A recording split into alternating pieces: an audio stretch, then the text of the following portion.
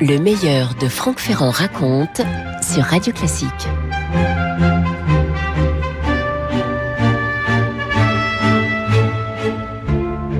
En cette fin d'hiver 1847, les États-Unis vont réaliser le premier débarquement amphibie de leur histoire. Ils ont confié 13 000 hommes au général Scott. 1847, vous voyez que c'est encore un tout jeune pays, les États-Unis. Il est 3 heures du matin, le 9 mars 47. On est à Veracruz, sur la côte du golfe du Mexique. Et voilà que les 13 hommes en question débarquent en pleine nuit. La ville est bien défendue. Veracruz possède des défenses efficaces. Et Scott va mener... De toute façon, il n'a pas le choix, il va mener un siège, il va bombarder la ville à la fois depuis les terres, mais aussi depuis la mer, pendant 20 jours. Veracruz est ainsi sous le feu croisé des canons des États-Unis. 6500 obus vont fondre de toutes parts sur cette cité, sur ses habitants, et le 29 mars, le commandant mexicain est bien contraint d'agiter le drapeau blanc. Les Américains peuvent à présent, on dit les Américains, c'est d'ailleurs un abus de langage incroyable, que les habitants des États-Unis, à eux tout seuls, puissent bénéficier de ce terme qui normalement devrait désigner ceux des deux sous-continents nord- et sud-américains. Bref, je ferme cette parenthèse. Les voilà donc, les soldats des États-Unis qui progressent dans ce pays. Ils n'ont plus la crainte de se faire attaquer par derrière, puisque le reste de l'armée mexicaine s'est rassemblé et attend cette armée du général Scott. Ils ont choisi de tendre un piège aux envahisseurs, les Mexicains. Ils sont le long d'un canyon, il y a un peu un côté Thermopyle, un canyon dans lequel ils seraient obligés de pénétrer, les Américains, s'ils ont l'intention de prendre la direction de la capitale, de Mexico. Les éclaireurs envoyés par Scott décèlent le piège, avertissent suffisamment à l'avance leur général pour qu'il modifie son itinéraire. Et la bataille décisive va avoir lieu bien plus tard, le 20 août 1847. On est tout près, on est aux portes de Mexico, à 10 kilomètres. La bataille en question, la bataille du 20 août, elle va opposer 20 000 Mexicains à 10 000 Américains. À la fin de la journée, les troupes mexicaines sont défaites. Elles laissent le champ libre aux troupes des États-Unis qui peuvent entrer dans Mexico. Et la question se pose, qui se rappelle aujourd'hui cette opération incroyable ? Franck Ferrand sur Radio Classique. Alors pour la comprendre, cette opération, il faut revenir un instant aux origines des États-Unis d'Amérique, à ce traité de Paris de 1783, traité qui a été signé sous l'égide du roi Louis XVI et par lequel la Grande-Bretagne reconnaît l'indépendance des 13 colonies d'Amérique. À l'époque, évidemment, le tout jeune pays est loin d'imaginer encore l'immensité du territoire qui se présente à l'ouest. Le reste du continent est occupé par les Espagnols et les territoires les plus proches sont ceux des Amérindiens, bien entendu. Or, très vite, les jeunes États-Unis vont manifester le souhait de s'agrandir. Et peu à peu, ils vont développer des méthodes pour s'étendre vers l'ouest. Les explorations se multiplient. La plus connue, je vous en parlerai dans quelques jours, c'est l'expédition Lewis et Clark de 1804 à 1806. Première expédition terrestre américaine qui traverse le continent donc d'est en ouest. Et à Washington et dans les colonies, dans les anciennes colonies de l'Est, on prend conscience de l'immensité d'un territoire qui peut devenir un atout extraordinaire, avec des richesses inouïes qu'on peut développer. Il faut également empêcher d'autres pays de venir convoiter ces terres. En décembre 1823, ça c'est la date majeure, décembre 1823, le président Monroe, James Monroe, va prononcer son fameux discours. Ça va être ce qu'on appelle la doctrine Monroe, avec 3 idées. D'une part, premièrement, l'Amérique du Nord et du Sud ne sont plus ouvertes à la colonisation. On dit ça parce qu'à l'époque, l'Europe est en train de coloniser l'ensemble de la planète, donc on fait comprendre aux Européens qu'ils ne sont plus les bienvenus. Deuxièmement, toute intervention européenne sera donc perçue comme menace pour la paix. Et troisièmement, les États-Unis s'engagent en retour à ne pas intervenir de leur côté dans les affaires européennes, ce qui en 1823 d'ailleurs n'inquiétait pas beaucoup l'Europe pour tout vous dire. Autrement formulé, la doctrine Monroe, c'est chacun chez soi. Dans un ouvrage qu'il publie aux éditions du Cerf qui s'appelle « Sale guerre, l'invasion du Mexique par les États-Unis », voici ce que nous dit Éric Taladoire. Cette doctrine, la doctrine Monroe, vise officiellement à préserver le double continent américain des nouvelles interventions colonisatrices européennes. Les deux Amériques, donc l'Amérique latine aussi, seraient protégées par les États-Unis qui proclament en même temps leur isolationnisme. Les États-Unis s'instaurent ainsi unilatéralement comme le protecteur naturel de tout le continent qui n'a rien demandé. J'aime bien cette précision, le continent n'avait rien demandé. À ajouter un facteur à tout ça, ça va être l'immigration massive qui va provoquer cette augmentation considérable de la population nord-américaine, 13 millions d'habitants en 1830, une augmentation de près de 40% tous les 10 ans, avec des terres occupées par les Amérindiens à l'est du Mississippi et qui deviennent de plus en plus nécessaires pour le développement de la jeune nation. Des terres très convoitées. En 1830, c'est le président Andrew Jackson qui va proclamer le Indian Removal Act. Terrible. Alors ça, c'est vraiment, aujourd'hui, on peut dire que c'est le poids, c'est la croix des Américains de notre époque. Cette idée de cet Indian Removal Act qui veut dire qu'on va déporter les Amérindiens dans des territoires plus à l'ouest.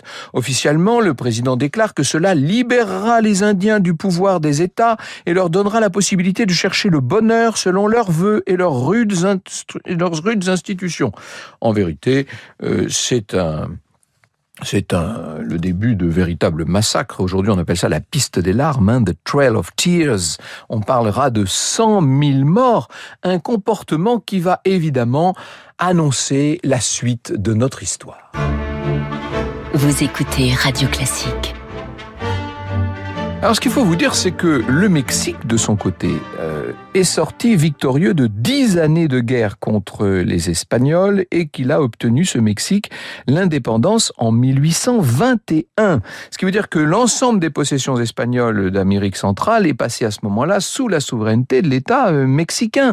Quand je dis l'ensemble, c'est une surface considérable. Près d'un quart du territoire actuel des États-Unis se retrouve d'un seul coup mexicain. C'est toute la région du sud-ouest. Le Texas, la Californie, le Colorado et d'autres États même sont sous la souveraineté de Mexico. Sauf que depuis sa toute nouvelle indépendance, le nouvel État mexicain a du mal, disons-le, à imposer son autorité sur l'ensemble de territoires dont certains se trouvent quand même bien éloignés, bien septentrionaux. Le Mexique est traversé par toutes sortes de courants qui s'opposent sur l'organisation territoriale, mais aussi d'ailleurs sur le système économique qu'il convient d'adopter. C'est un peu la pagaille à Mexico. Et les États-Unis, évidemment, vont essayer d'en profiter. Notamment, ils ont bien l'intention d'aller s'installer au Texas. Et à plusieurs reprises, Washington va proposer à Mexico d'acheter cette région du Texas. Sauf que les Mexicains ne veulent rien savoir et qu'à chaque fois, ils refusent. En 1834, le Mexique interdit l'esclavage. Ça ne va pas arranger ses relations avec les États-Unis. Dans le système économique, en tout cas dans toute la partie sud des États-Unis, repose essentiellement sur l'esclavage.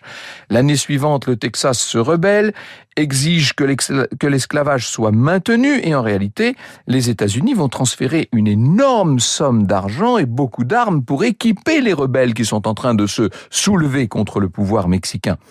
Le chef de l'État mexicain va même se placer à la tête de l'armée qui s'en va combattre les Texans. Mais après la victoire de Fort Alamo en 1836, il est capturé, forcé de reconnaître l'indépendance du Texas. Ce sera la condition de sa libération. Et dès qu'il recouvre la liberté, il déclare s'opposer à l'indépendance de cet État. Seulement, ça y est, le mal est fait. Et maintenant, ce nouvel État du Texas, qui est indépendant, va demander l'annexion par les États-Unis. Et ceux-ci déclarent vouloir attendre quelque temps avant d'entamer cette démarche. Bah oui, ce serait un peu gros, évidemment, ça passerait pour une annexion pure et dure. Donc, on est assez malin à Washington. 9 ans plus tard, en mars 1845, il n'empêche, le Texas intègre bel et bien la République des États-Unis. Le Mexique n'avait pas reconnu l'indépendance du Texas et donc il considère que, pour l'instant, le Texas continue à faire partie de son territoire. Ce qui va bien sûr rompre toute forme de relation diplomatique avec les États-Unis. Vous avez remarqué la date, on est déjà là en 1845. On ne voit pas bien maintenant ce qui pourrait mettre un terme à la conquête des États-Unis vers l'ouest et vers les territoires mal occupés, si je puis dire, par des Mexicains qui peinent de plus en plus à tenir tête à ceux qui, venant de l'est des États-Unis, sont en train de conquérir ces terres. Alors après, cette annexion du Texas en 45, les États-Unis vont mettre le paquet. L'expression n'est peut-être pas très élégante. En tout cas, ils vont y aller fort. L'idée d'un droit quasi divin du peuple américain à posséder les terres à l'ouest prend ce nom de destinée manifeste. Et quelle que soit la présence non seulement des Mexicains, mais aussi bien sûr des Amérindiens ou d'autres nations d'ailleurs. C'est aussi le souhait de posséder une large façade sur l'océan Pacifique, bien entendu. Et pour cela, évidemment, il va falloir venir à bout des possessions mexicaines. C'est vous savez, le chemin, la ruée vers l'ouest, c'est the frontier. Ça se fait également au nom d'un certain racisme à l'égard des Mexicains, il faut bien le dire, puisque cette citoyenneté américaine est rattachée à la couleur de la peau à l'époque. Le métissage du peuple mexicain qui est composé d'anciens Européens, de nombreux Amérindiens, de beaucoup d'esclaves, ça fait que de nombreux politiques américains considèrent ces gens-là comme des gens pas très fréquentables. Le secrétaire d'État James Buchanan, qui sera plus tard le 15e président des États-Unis, évoque dans un discours public la race mexicaine imbécile et paresseuse. Vous voyez un peu, on est très très loin du politiquement correct actuel. Les Américains ne souhaitent pas pour autant être les premiers à déclarer la guerre, et donc ils vont pousser les Mexicains dans leur retranchement, bien entendu. Voici ce qu'on peut lire dans Les États-Unis et le monde au XIXe siècle d'Aïssatou Siwoniou. Le président des États-Unis, James Polk, prit des mesures pour faire pression sur le Mexique dès que le Texas eut accepté officiellement l'annexion en l'été 45. Dès le mois de juillet, il dépêcha le général Zachary Taylor et 3900 hommes au Texas. Leur mission était de défendre le territoire nouvellement acquis contre une invasion du Mexique. Le choix d'envoyer le général Taylor était de mauvais augure, car tout le monde savait qu'il était de ceux qui n'hésitait pas à outrepasser les ordres. Ah oui, on est sur le terrain à l'époque, les ordres n'arrivent pas si facilement. Lorsque Taylor et ses hommes vont arriver sur la rive nord du Rio Grande, ils construisent en quelques jours un fort qu'ils nomment Fort Texas, et qui va narguer les troupes mexicaines qui sont juste là sur l'autre rive. Le Mexique n'ayant pas reconnu l'indépendance du Texas, je vous le rappelle, ne reconnaît pas non plus évidemment la souveraineté américaine, et au mois de mai 46, les troupes mexicaines vont prendre le fort d'assaut. Et bien voilà, c'est ce qu'attendaient les États-Unis. C'est le fameux casus belli. Le président Polk déclare, je cite, que le sang américain a coulé sur le sol américain. Aussitôt, les États-Unis envoient des troupes dans plusieurs territoires mexicains, et à ce moment-là, ça va devenir assez difficile, bien sûr, de défendre l'idée d'une simple réaction à l'invasion mexicaine. C'est cette campagne dont je vous parlais pour commencer cette émission. À la fin de l'hiver 47, l'arrivée des 13 000 hommes du général Scott. Je cite Éric Taladoire. Après la prise de Mexico, les soldats retombent vite dans une dangereuse inaction. Les mêmes causes, produisant les mêmes effets, l'armée d'occupation recommence à boire, à se quereller, les hommes pillent, fréquentent les lieux de mauvaise vie, violent les femmes et tuent au hasard. Pire encore, les sacrilèges délibérés se multiplient dans les églises. Les Mexicains se vengent, attaquent les isolés, les ivrognes, et il y en a beaucoup. Durant les 2 premiers mois d'occupation, pas moins de 200 soldats américains en auraient été victimes. Pendant la progression américaine dans les territoires mexicains, plusieurs centaines de soldats ont par ailleurs déserté pour aller rejoindre des troupes mexicaines. Il faut savoir que ils étaient tous de confession catholique, ces soldats américains. Il y en avait beaucoup qui venaient d'Irlande ou de France. Ils avaient du mal à supporter les exactions commises par cette armée protestante américaine envers les Mexicains catholiques. Et en rejoignant les troupes adverses, ils vont d'ailleurs former un bataillon à part entière qu'on va appeler, à cause des Irlandais, le bataillon Saint-Patrick. Depuis plusieurs mois, des troupes américaines attendaient le long de la frontière californienne. L'invasion du territoire est planifiée et cartographiée depuis des mois, et c'est un incident diplomatique qui a tout lancé. Je cite de nouveau cet ouvrage de Siwoniou. En 1842, un malentendu donna lieu à un épisode ubuesque et prémonitoire. Persuadé que les États-Unis étaient en guerre contre le Mexique, le commodore Catesby Jones avait pris la ville de Monterey, capitale de la Californie, et annexé la province mexicaine au nom des États-Unis sans résistance. Lorsqu'il eut confirmation que son pays n'était pas en guerre, il avait retiré ses troupes, s'était excusé, avait restitué le port aux fonctionnaires mexicains. Eh bien, 4 années plus tard, donc en 46, cette fois, c'est la guerre, la vraie, la guerre officielle. une opération assez terrible. Les troupes américaines, qui sont bien plus nombreuses, bien mieux équipées que les troupes mexicaines, s'enfoncent littéralement dans le territoire californien. San Francisco, Los Angeles, San Diego. Les Américains pénètrent partout, également du côté par la mer d'ailleurs. Le Mexique n'a aucune marine à opposer à tout ça. Et en quelques semaines, le drapeau américain va flotter sur tous les bâtiments de la Californie. Et les troupes mexicaines ne font que reculer. Les soldats se sont arrêtés, ils sont faits prisonniers, souvent ils sont maltraités. Tout ce que je vous raconte là nous rappelle évidemment le décor, si je puis dire, de la grande fiction Zorro, bien entendu. On est dans cette ambiance-là. Dans le même temps, le gouvernement américain envoie une deuxième armée envahir le Mexique par le nord-est. Et là, la résistance des Mexicains est bien plus forte. Une véritable guérilla oppose l'armée américaine à la population mexicaine. Et en retour, les envahisseurs s'adonnent à toutes sortes d'exactions. Le but, c'est d'impressionner les habitants, d'éviter qu'ils ne se révoltent. C'est une surenchère dans la violence qui n'annonce rien de bon. Franck Ferrand sur Radio Classique. Éric Taladoire écrit « Les Américains pillent les récoltes, massacrent les bêtes pour se nourrir, brûlent les clôtures et les maisons pour cuire le produit de leur rapine. Durant le premier mois d'occupation, on ne compte pas moins de 20 meurtres, le plus souvent gratuits, sans compter les viols, selon le propre témoignage du lieutenant Ulysse Grant, dont on entendra parler dans d'autres circonstances quelque temps plus tard. » Les Américains se dirigent durant le mois de septembre 46 vers la ville de Monterrey, donc on est au sud du Texas. Pour posséder la ville, ils doivent combattre rue par rue, maison par maison. L'armée américaine n'est pas préparée à faire ce genre de combat et le bilan, c'est de très nombreux morts civils et militaires.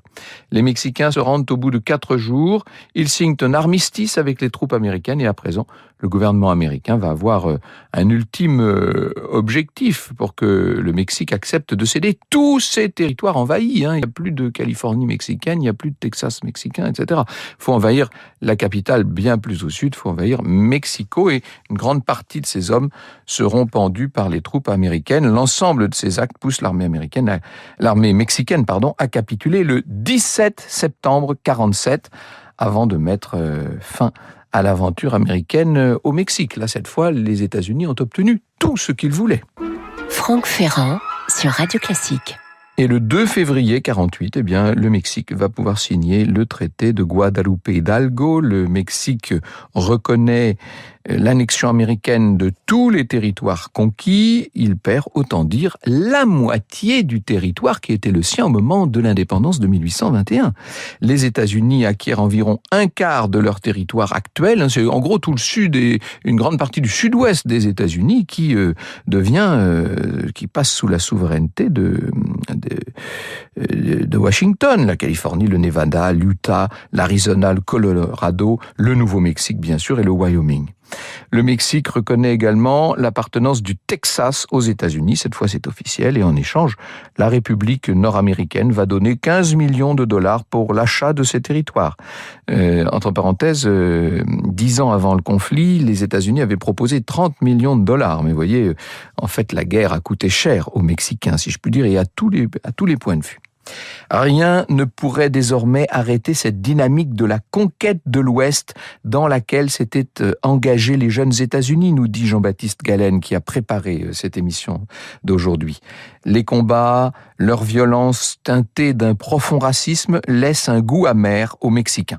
Certains Américains ont reconnu eux-mêmes d'ailleurs les États-Unis, les erreurs des États-Unis en voyant dans la guerre de sécession une sorte de retour de bâton. C'est vrai que les États-Unis, eux, vont payer très cher par la guerre intérieure, la guerre civile, la guerre de sécession, ce qu'ils ont fait quelques années plus tôt contre le Mexique. On peut en tout cas voir ça de cette manière. C'est Ulysse Grant lui-même qui l'écrit dans ses mémoires. La rébellion du Sud, dit-il, au début de la guerre de sécession, fut l'avatar de la guerre avec le Mexique. Nations et individus sont punis de leurs transgressions. Nous reçûmes notre châtiment sous la forme de la plus sanguinaire et coûteuse guerre des temps modernes. Vous écoutez Radio Classique.